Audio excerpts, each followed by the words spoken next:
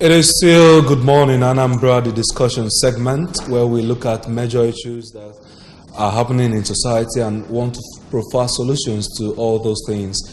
This morning we'll be looking at Electoral Amendment Act number 6, 2010 and Bill 2017. The lady is still here, EIJ. I am. Together Seated very we'll close look at... like we're even in uniform this morning.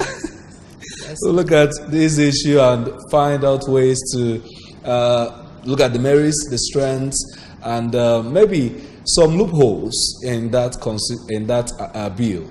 Also still joining us is Mr. Uche Egwu. Mr. Uche Egwu is a legal practitioner and an analyst. He should be an authority in this when it comes to legal issues. So we're still welcoming you. Thank you very much. So, like we said, we are looking at the Electoral Act number 6, 2010 Amendment Bill 2017, and there are several issues. The National Assembly passed that amendment, making new recommendations. Over 110 new sections were added in the Act. Now, with these amendments and recommendations, there are issues that were thrown up. Electronic voting was allowed to exist, but the presidency refused to pass that bill or to sign it into law. Sent it back to the Senate, and the Senate is reconsidering it until maybe we'll look at whether it has been passed again. What are the issues being thrown up? What are the loopholes set by the Constitution? Why did the president and the presidency refuse to sign it into law in the first instance? And several other matters that will come with it. So stay tuned as we look at these issues. First, let us look at the Electoral Act 2010. Do you think it was enough, or it provided enough ground for the electoral development that we've seen over time in the country? The Electoral Act, I've read it many times. The issue with Nigeria and the culture, our political culture, is it's not the document, it's not the system of government, it's the practitioners that is the problem. We had a cabinet system of government which works for Israel, Japan, UK. We made a mess of it. We went to presidential, Second Republic, the same problem. It's not the system, it's not the law, it is the practitioners of the system that is the problem. The electoral law in itself is comprehensive, it is detailed, it is workable. It is for us to denigrate or reduce our personal interests and uplift the national interest. That's the only way any law passed in this country can work. I see. But I know, okay, but on the other time it was an executive order number 6, and now is the Electoral Act number 6. And what was that wondering? What is it with number 6? Okay, but that's on a lighter note. But we'd like to know exactly, what is this Electoral Act? What is it? What does it entail? The Electoral Act is for the regulation of politics, the practice of partisan politics in Nigeria. One of the duties of government is to make conflicts civilized and ordered. There must be conflict in our lives. It's for the civilization of our electoral practices. That's what the law is all about, to control, to make sure we are not corrupt, to make sure we don't intimidate or hector other people involved in the political arena. So it's one of the best laws we have in Nigeria. But it is for us to practice it right, and then where we are not satisfied with the law, to go to court. And it's for the court to settle. And once the court settles, we should leave the matter alone and wait for the next turn. Okay, once the court settles, we'll drop the matter. But I know that there has been this battle between the executive and the legislature on the amendment of this Electoral Act. The last time it was sent to the president for assent, he refused to sign, pointing out some gray areas. and then perhaps sent it back to the Senate for further amendments. And then the Senate threatened to invoke their veto power over the stipulated time for an assent. What does that really mean? That if the president refuses to sign a bill after a period of time, that the senators can pass that bill into a law? What does that mean? We borrowed the presidential system from the United States, and it was anticipated that there could arise a situation where the executive and the legislature could not reconcile when the passage of a bill is involved. The primary responsibility of the legislation is that of the assembly, of the parliament. So there are situations where, maybe out of prestige or to give it an imprimatur of the power of the state, they require that the president just assents. It's not part of the process as such. So, but when the bill, after going through the process of legislation, goes to the presidency for assent, and where he refuses, if these people gather the right majority, they can just pass the bill without the assent. Assent is not just the signature of the president. Yes, they are the primary lawmakers of the nation. Did I hear you say that it's not necessary? Is it not constitutional that the president assents to any bill? If the Constitution says step 1, he assents. But if step 1 doesn't work, you go to where you go expressly as the legislature and pass the law, and it becomes law, with or without his assent. Is that what that has happened? That's what the Constitution says. And I believe, from reports I got, I believe that has happened. All right, the discussion will continue. We'll go for a short break now. When we come back, we'll look at this Electoral Act and now look at them in details. What are the issues? What are the strengths? What are the merits and the demerits? So let's stay behind.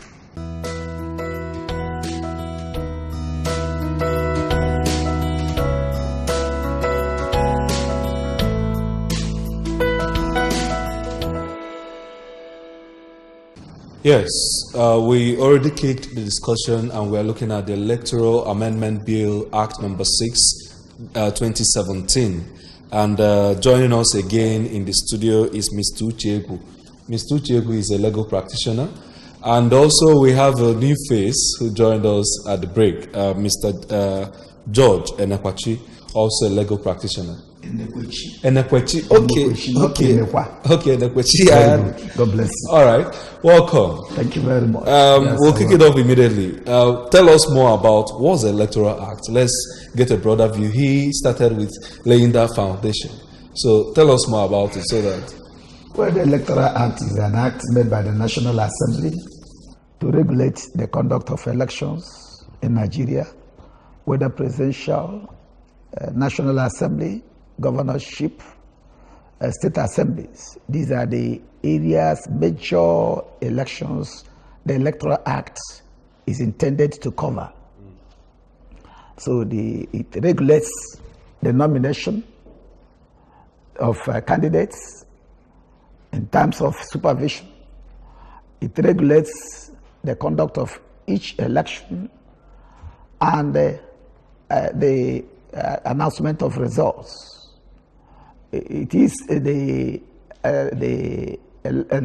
act that really spells out the details of the powers or the regulatory rules under which INEC, the Independent National Electoral Commission, will work on.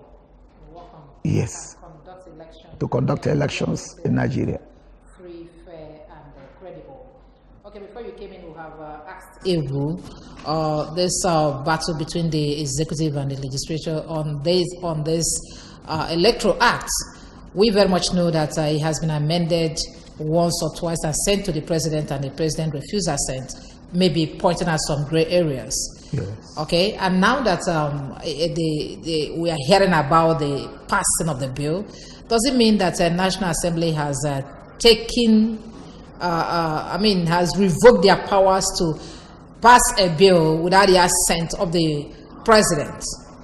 As a matter of fact, it has not been so done. Okay. I think you are right when you said they had earlier passed the bill and sent it to the president.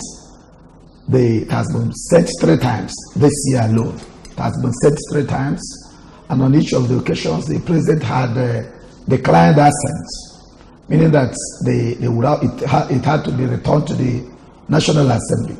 The latest one is now before the National Assembly. It has not been fully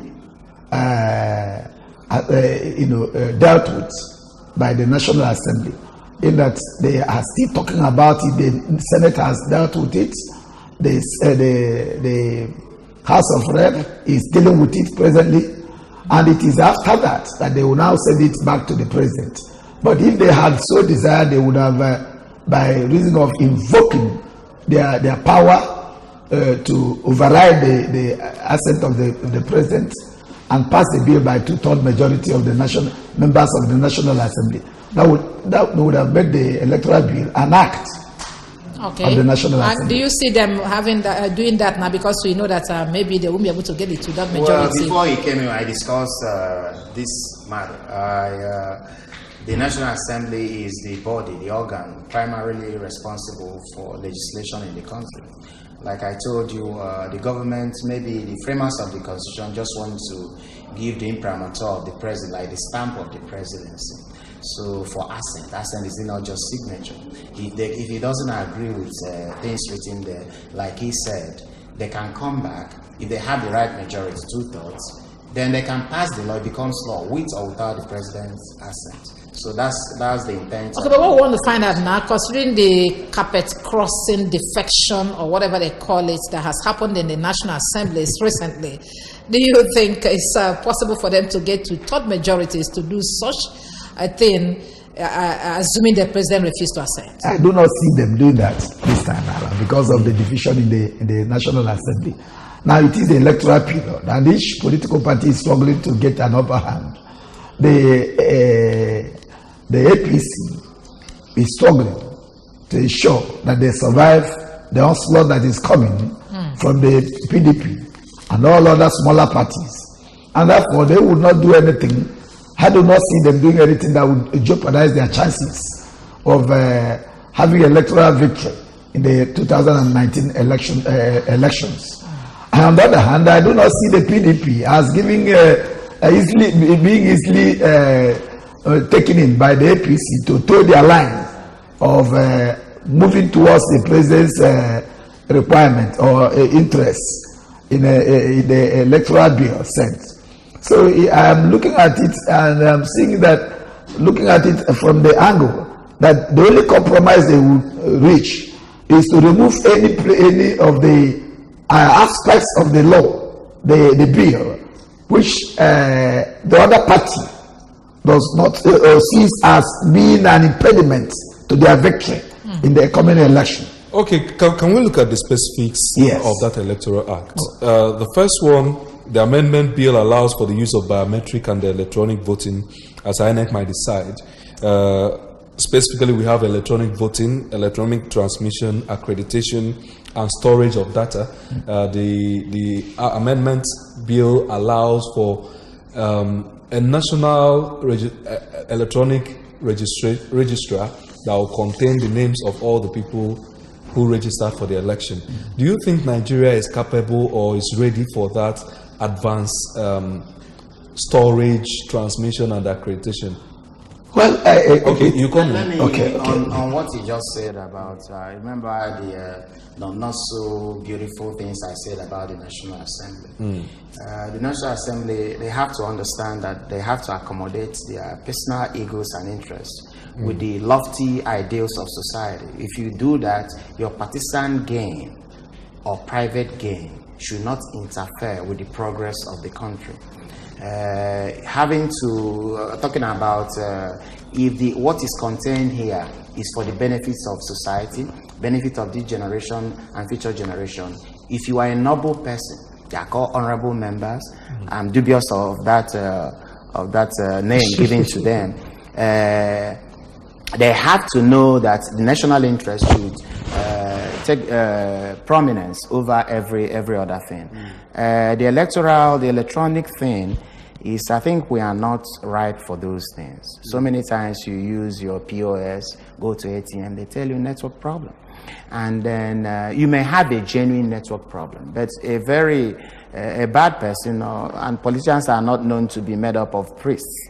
They can, under the cover of that, rig election and tell you that network did not work, therefore they use their plan B in their rigging arsenal. So that's why I don't think we are right for that. Now, the new electoral bill intends to take away such fears, in that it is intended that where the data does, the card reader does not work, the election will have to be rescheduled in that particular.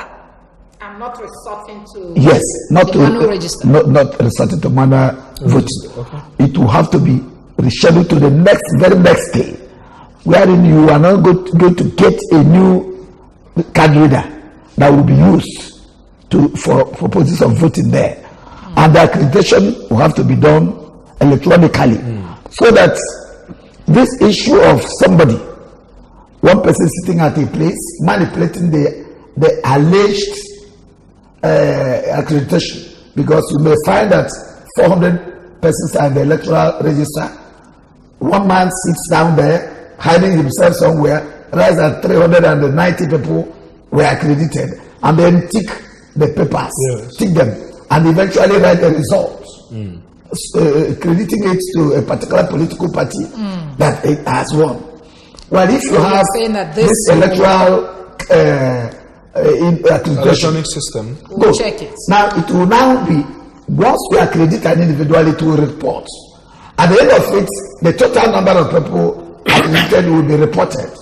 Now, for us, for this fear that we have not matured, we can't live under that fear, because we must have to grow. Okay. As we practice it, we specialize, we get better specialization on that, and people will learn. But we've been practicing for more than 3 years. It was this 2015 and subsequent elections after 2015. It has to be practiced, and practice makes perfect. And then you need to educate people. That's electoral enlightenment, electoral education. Have to keep people enlightened. Okay, those who are using those gadgets are not the voters, but the conductors, like the officials of INEC, who have to be trained on the way to use those things. The problem we may have is providing the power necessary to use that, and that's why they have this. So we don't have to go back to the issue of writing any amount or any number and sending us the number of people who voted. Okay, sir. Okay, sir. Let me add to that. You can take a cow to the river, but you can't force it to drink. You have the participants in the whole process are the problem. They can always abuse the problem. I remember a few elections in Anambra where you have this electronic thing. You have people from Bayelsa filling the electoral register, or people from Western Nigeria. And even the NBA, we just had an election. We had serious problems with electronic this thing. People manipulated the system. So it depends on the people and their nobility in dealing with our politics. That's what will determine, not the system you're practicing. After all, Americans are still using papers instead of electronic. Let's go for a short break now. When we come back, we'll look at other provisions on this issue. Hello, are you in Anambra or Delta States and you need a one-stop boutique shop to buy latest wares? You have got it, alas.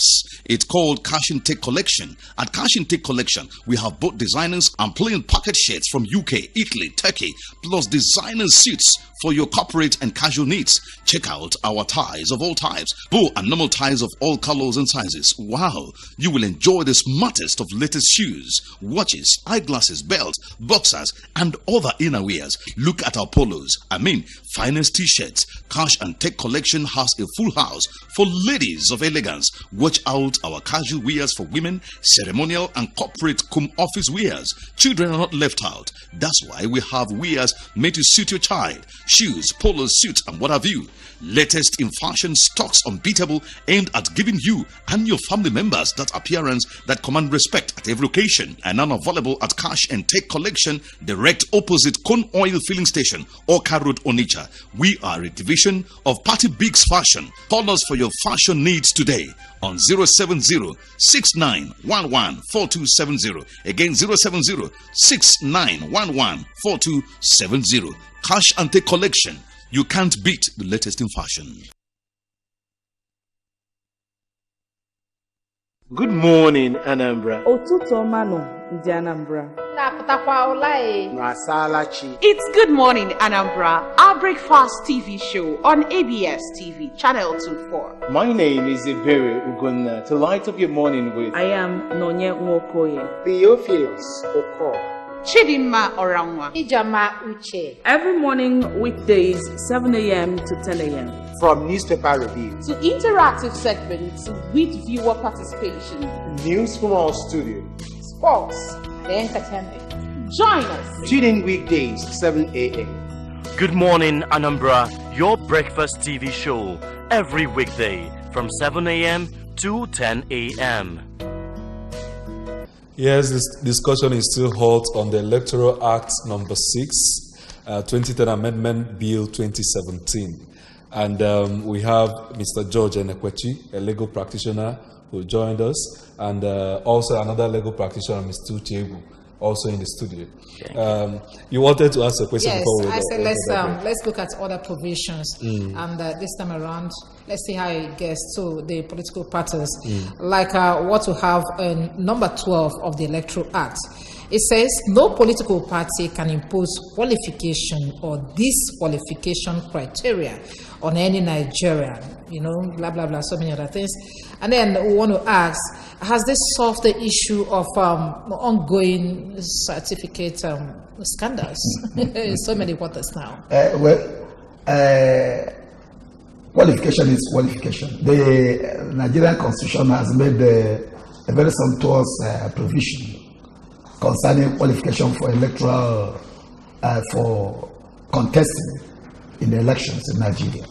That you cannot take away, and that has not been amended to exclude such qualifications. When somebody is not qualified, is not qualified. If you do not have the certificate, you are not qualified to contest the election, because that is the minimum qualification one has to bear before qualifying to contest an election. Sometimes why the National Assembly is worried about is that the INEC will not have to take that decision of disqualifying anybody. But that decision will have to be taken by the court of law that will look at it critically from an unbiased perspective, from the point of view of law, what the law says about qualification, and they make a pronouncement on that, instead of INEC sitting in this office deciding who is qualified and who is not qualified, and in the process may be pushed by one political party or individual to disqualify an opponent. Yes, because looking in line with what happened in some primaries this period, we saw disqualifications during screening, where some aspirants were removed based on some party, maybe party standards. And the Electoral Act is stating now that you will not disqualify any person by any standard that is outside what the Constitution provides, including tax evasion even. So how do we balance this when we also compare it to party loyalty? What qualification and not what you just wrote is sparse. Qualification, if you remove the issue of qualifying somebody or not qualifying him by INEC, then it's okay, document-wise, primarily okay.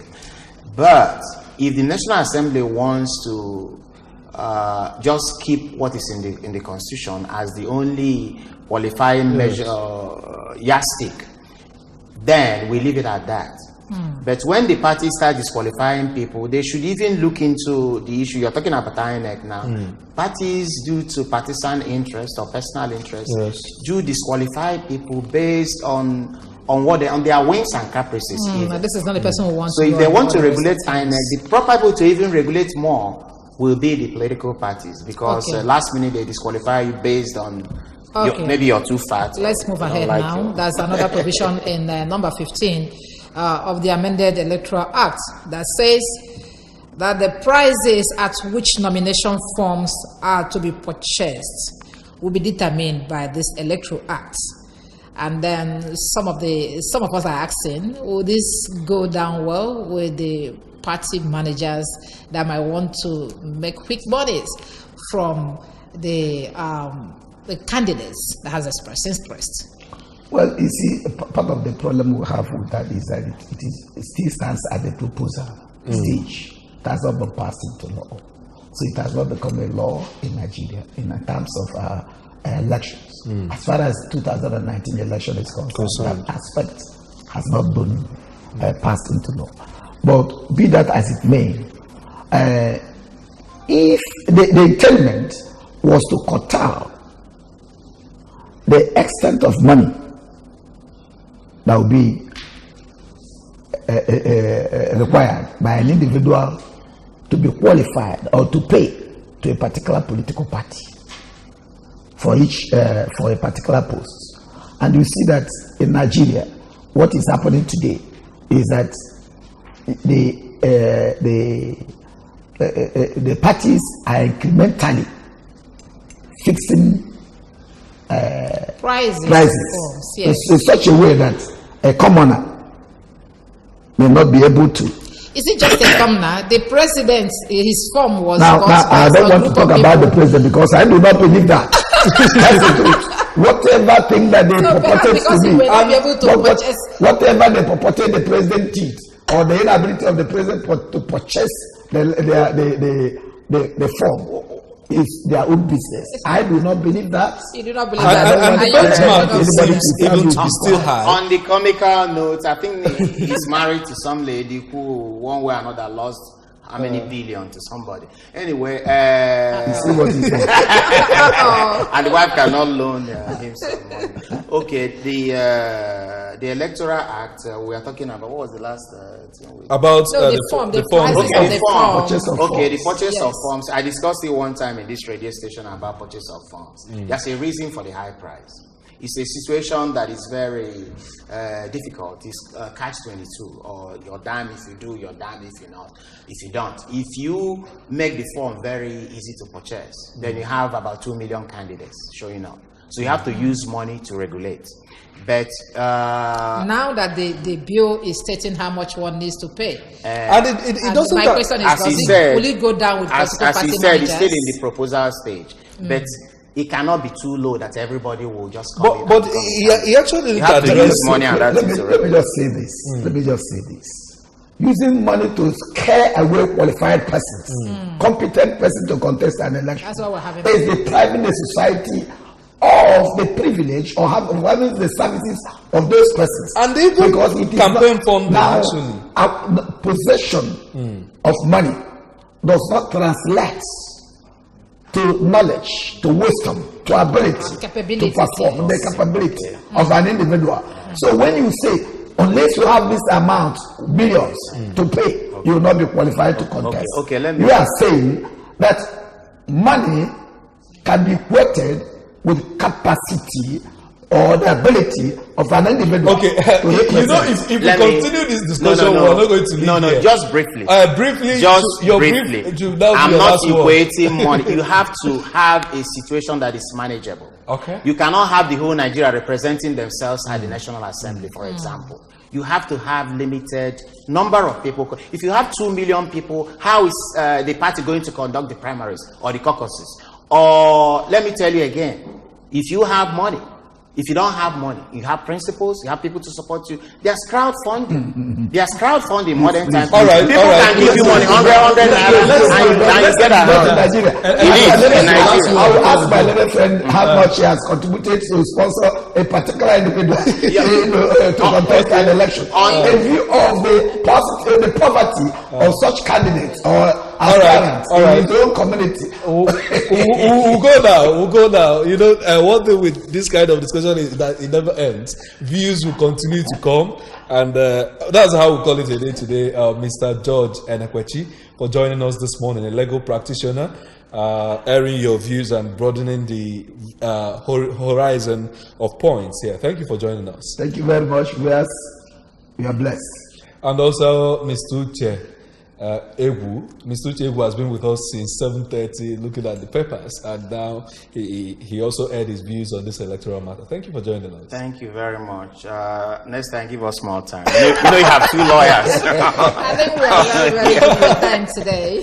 Yes. Thank you. Thank you very much for joining us. Thank you very much. All right. From me, remember that Good Morning Anambra continues, so don't go anywhere.